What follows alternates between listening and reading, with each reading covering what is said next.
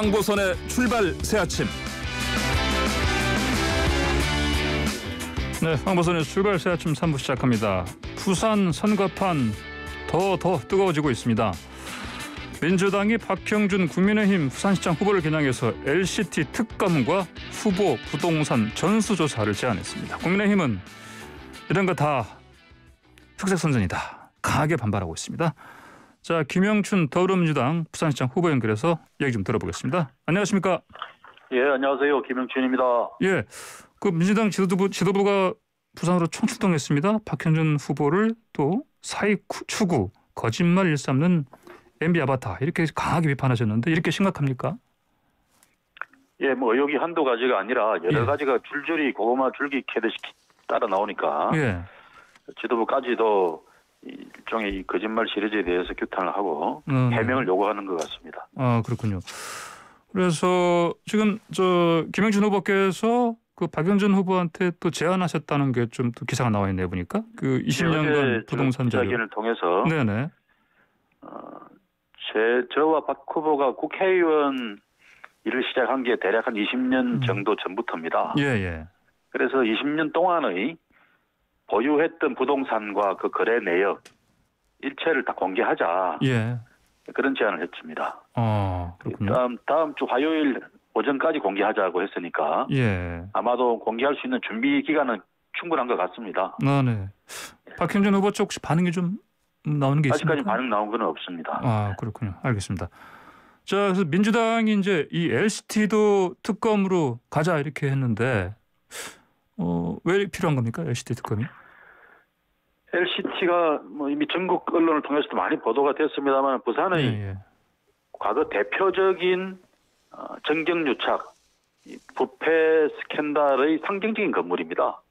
예, 정경유착의 상징적인 건물이다. 건설 과정에서도 엄청난 특혜와 편법이 있었고요. 예. 단적으로 우리 국민들께서 해운대 백사장은 다 아실 겁니다. 해운대 백사장가에는 60m밖에 건물을 못 지었거든요. 고도 제한이 있어서. 그 미관 지구를 한꺼번에 해제를 하고 일시에 지금 올라가 있는 게 410m짜리 101층짜리 건물이지 않습니까? 이런 엄청난 환경 파괴의 상징적인 어떤 흑역사 건물인데 이런 건물에 대해서 과거에 무슨 좀 구속되어 있는 과거 국회의원도 있고 청와대 수석도 있고 그렇습니다만은 공무원들이나 특권층들이 많이 연루가 되어 있을 거다. 그 허가 과정이나 분양 과정에서 이런 일들이 이야기들이 파다했습니다. 이런 이야기들을 이번 특검을 통해서 제대로 좀 규명을 해서 지금 현재도 그 사건에 연루되어 있는 사람들, 드러나지 않았던 사람들까지 다 좀 드러내는 게 이번에 부동산 투기 문제로 분노하고 있는 국민들 의혹의 시선들을 좀 정리하고 부산에서 다시 또 이런 정경유착의 이 부동산 특혜가 일어나지 않도록 만드는 그런 요체라고 생각합니다. 아, 그렇군요. 자, 그런데 그 국민의힘 쪽에서는 이게 지금 뭐 선거 앞두고 LH 사태에 대한 물타기다 이렇게 좀 반격하고 있습니다. 이 LCT 건은 민주당이 처음 제기한 일이 아닙니다. 이 LCT 안에서 자기들끼리 무슨 내부 분란이 있었는지 그 특혜 분양 명단이다라는 게 경찰에 진정이 됐어요. 그래서 조사가 시작되어서 보도까지 이루어진 건데 이런 일들이 현재화되고 있는데 선거 앞두고 있다 그래서 민주당이 모른 체하고 외면할 수는 없는 거 아니겠습니까?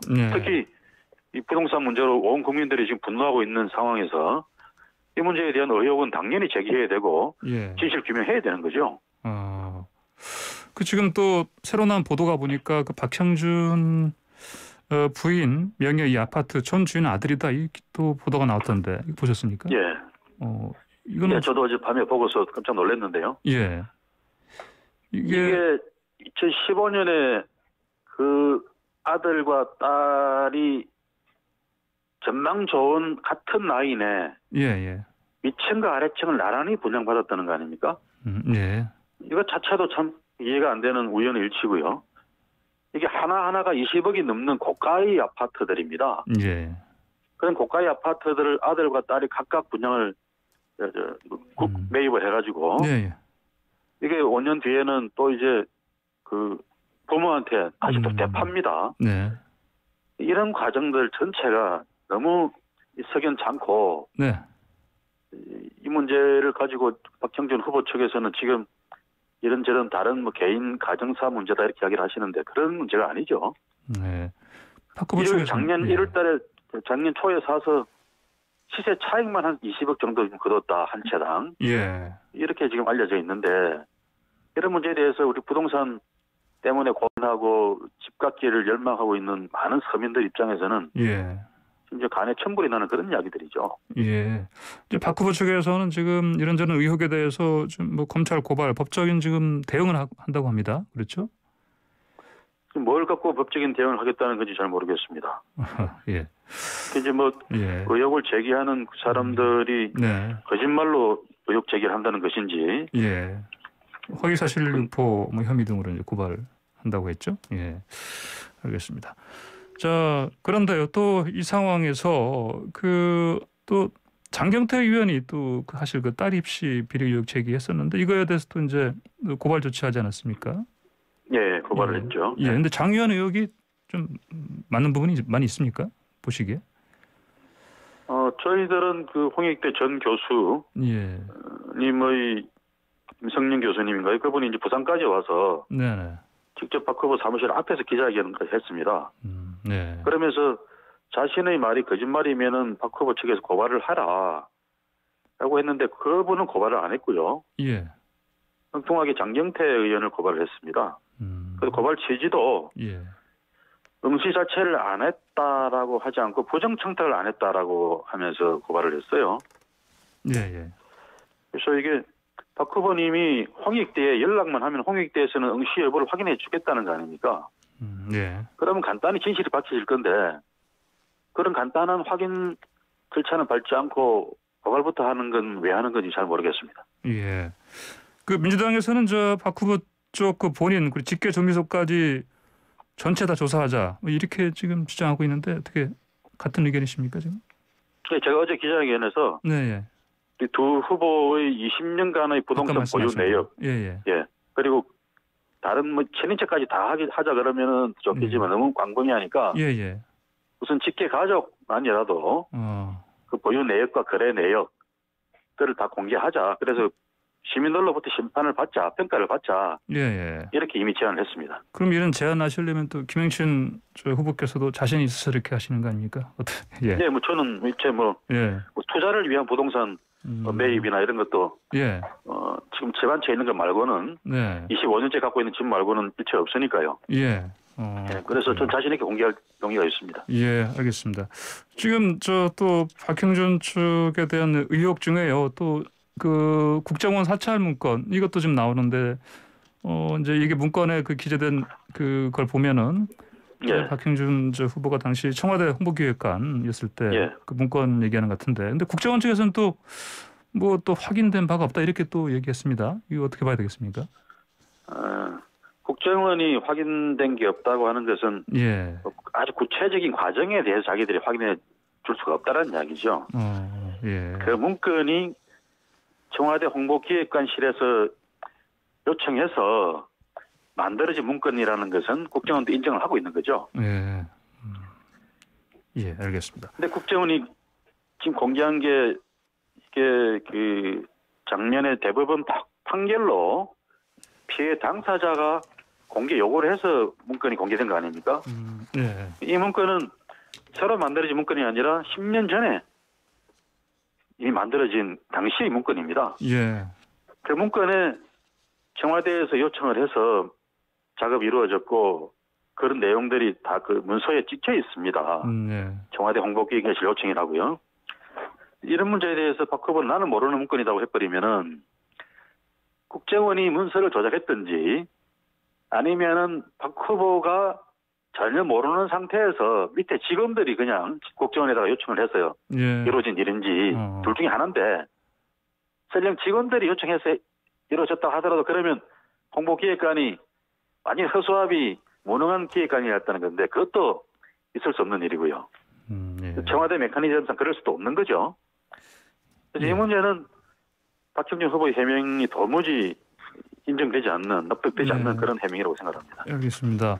자, 그런데 일부 언론에서는요, 이게 민주당이 이렇게 이제 총출동해서 박형준 후보 측에 대한 의혹 계속 부각시키고 하는 이거 자체가 이제 부산 선거 필승 카드로 여겼던 가덕 신공항 이게 좀 사실 효과가 좀 떨어지니까 그런 거 아니냐 이렇게 분석하기도 합니다. 좀 일리가 있습니까? 네, 그렇게 볼 건 아니죠. 어떤 후보든지 간에 공인으로서 거짓말을 하고 있는지 예. 또 국민들 입장에서 도저히 받아들일 수 없는 그런 문제들에 대해서 모르쇠로 일관하거나 예. 그렇게 해서 진실을 외면한다 그러면 그거는 안 되는 일이죠. 공인으로서 자격이 없는 거 아니겠습니까? 예. 그 부산시장 340만 우리나라 제2의 도시의 시장이 되겠다는 사람이 이런 공개 검증을 무슨 뭐 선거 공세다 뭐 이렇게 몰아친다는 것은 있을 수 없는 일입니다. 예. 당연히 받아야 될 검증이죠. 예, 알겠습니다. 자, 그러면 이 부산 가덕 신공항 그 김영춘 후보님의 공약에서 지금 했던 중요도는 어떻습니까? 이게?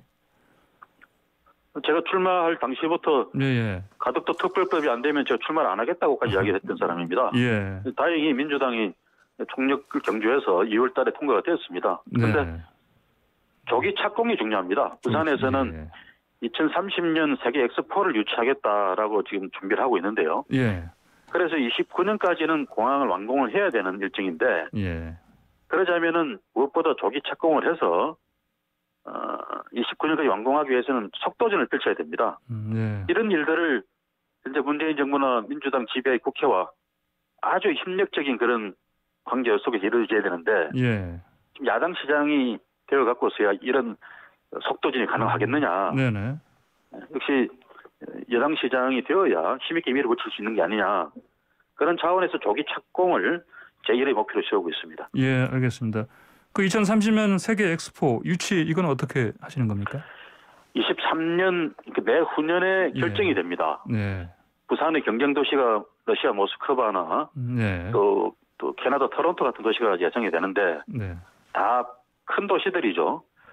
이런 도시들과 경쟁해서 이기려 그러면은 부산시와 중앙정부가 합심해서 또 민간까지 합심해서 총력전을 펼쳐야 됩니다. 그래서 우리 부산에서는 또 민주당에서는 현대자동차 정의선 회장이나 SK텔레콤의 최태원 회장 같은 분들을 민간 추진위원장을 모셔서 민간 합동 체제로 유치전을 펼쳐보자 이런 준비를 하고 있습니다. 그렇게 이제 그러면 2030년 세계 엑스포 유치가 만약에 되면 또 경제자유구역도 설정 이것도 큰 이슈 아닙니까? 예, 경제자유구역은 제가 해수부 장관 시절에 이미 부산 원도심 지역에도 경제자유구역 기본계획을 설정을 하도록 요청을 해놨습니다. 그래서 지금 부산 경제자유구역이 인천 경제자유구역의 3분의 1밖에 안 되거든요. 수도권 분들도 다 아십니다만 인천은 지금 송도 신도시 같은 경우는 상전 뺏기를 했지 않습니까? 그게 경제자유구역의 혜택을 받아서 외국 자본이나 국내 자본이 많이 투자가 된 겁니다. 부산의 원도심에도 그런 경제자유구역 지정을 통해서 해외 기업과 또 국내 합작 기업들의 대규모 투자를 많이 유치를 해서 몰락하는 부산 경제를 한번 되살려보자. 이런 차원에서 이거는 바로 제가 시장이 되면 바로 착수를 할 겁니다. 이미 산업자원부 기본계획안에 들어가 있기 때문에 이 원도심 경제자유구역 지정 신청을 해서 즉시 기업 유치 활동을 위한 활동에 그 사업에 들어가겠습니다. 알겠습니다. 마지막으로 하나 여쭤보겠습니다. 부동산 관련해서요. 저 박형준 후보도 그렇고 김영춘 후보도 그렇고 사실 그 공급 확대 쪽 말씀하시는 것 같은데 김영춘 후보님은 그 박형준 후보와 어떤 차별점 뭡니까 이거 관련해서요? 제가 내세운 공급책은 주로 이제 청년 주택이나 신혼부부들을 대상으로 하는 그런 그 주택들의 주안점을 뒀습니다. 그리고 사회적 약자 계층을 위한 주택도 그렇고요. 그래서 우선은 그 반값 주택을 공급을 일반화 해보겠습니다. 이게 서울에서는 이미 보금자리 주택인이 해서 하고 있는 건데 부산에서는 시도가 안 됐거든요. 그래서 이런 반값 주택, 토지 임대부 주택이죠. 이런 것과 함께 또 공공임대주택도 한 3만 호 정도 만들어서 특히 교통 접근성이 좋은 그런 지역에 두어서 청년들이나 신혼부부들이 쉽게 접근할 수 있게 그런 질 좋은 아파트들을 공공주택을 공급해 보겠습니다. 알겠습니다. 김명춘 후보님 오늘 말씀 여기까지 듣겠습니다. 감사합니다. 예, 좋은 하루 되십시오. 네, 좋은 하루 되십시오. 지금까지 김영춘 더불어민주당 부산시장 후보였습니다.